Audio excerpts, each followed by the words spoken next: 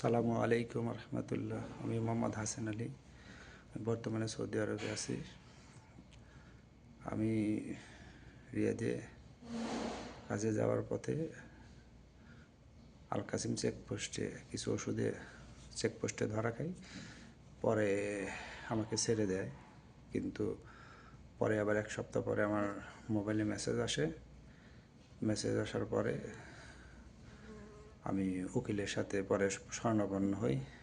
Advocate Mizanur Rahman, ওনার দ্বারা আমার উপকৃত হয়েছে। আপনারা ওনার সাথে যোগাযোগ করতে পারেন। আর এই প্রবাসী ভাইদের উদ্দেশ্যে বলছি, এই ওষুধের মামলা আপনারা গুরুত্ব দিয়েন, কারণ অনেকে অবহেলা করার কারণে অনেকের জেল জরিমানা হয়েছে। তাই আমার পক্ষে থেকে আহ্বান, আপনারা ওষুধে যারা যারা মামলা হয়েছে তারা উকিলের মাধ্যমে সঠিকভাবে করে আপনারা খালাস হয়ে যাবেন, না হলে অনেকের জেল জরিমানা হতে পারে। আসসালামু আলাইকুম রহমতুল্লাহ।